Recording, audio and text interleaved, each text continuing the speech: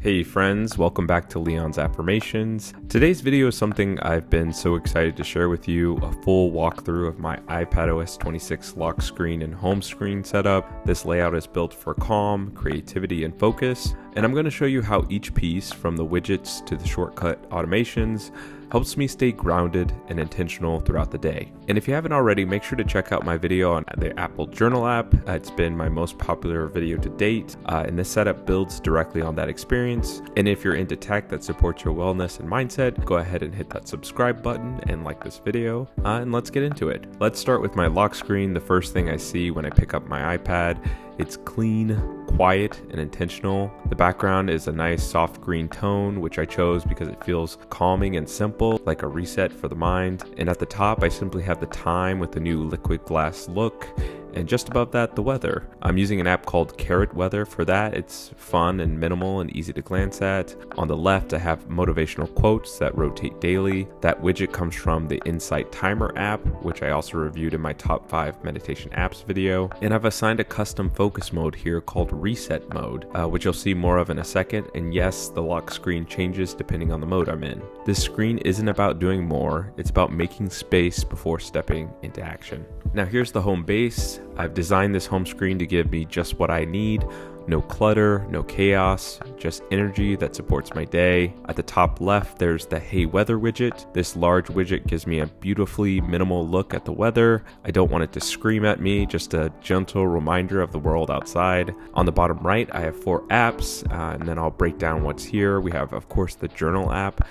This is my digital reflection space. If you watched my last video, you know how powerful this app has become in helping me reflect and stay emotionally clear. Then I have HBO Max, and yes, the Gilded Age right now is my guilty pleasure. This year's because joy matters too. You can be mindful and also love a good period drama. The next app here is then Balance. This is my go-to for meditation and breath work. I use it in short bursts when I'm feeling overstimulated. Then we have the Freeform app. This is my sketchpad, mind map, and digital dream board, and honestly where a lot of my affirmation scripts start before they become videos. And nothing here is random. If it's not aligned, it's not on this screen.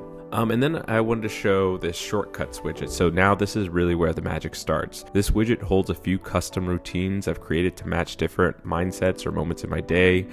There's a work mode shortcut that helps me transition into my 9-to-5 mindset, opens the apps I need, sets the tone, and helps me focus. And then we have a creative mode that opens up the tools I use for YouTube, like Freeform, notes, or even a playlist I like to write to. And then a wind down shortcut that dims the screen, starts a mellow playlist, and helps me move into reset.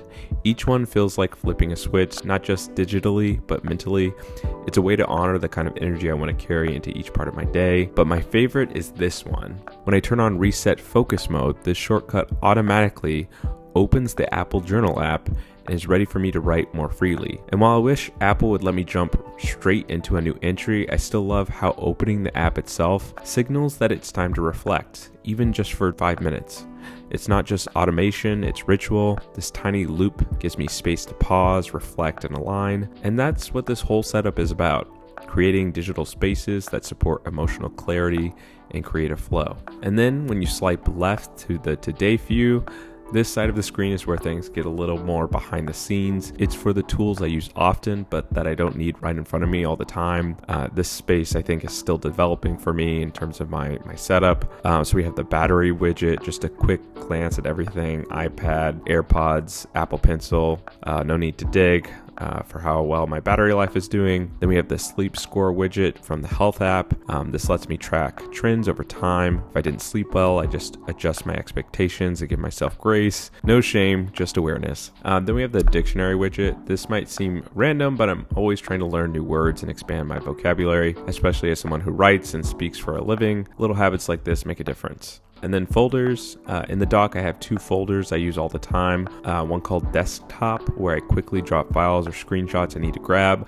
I love it because it kind of gives you this desktop-like feel that you get on a Mac, where I can just kind of quickly access files. And then I have a downloads folder for anything I've pulled from the web or airdropped in. And once again, it's just a very seamless, easy way to grab the files I need.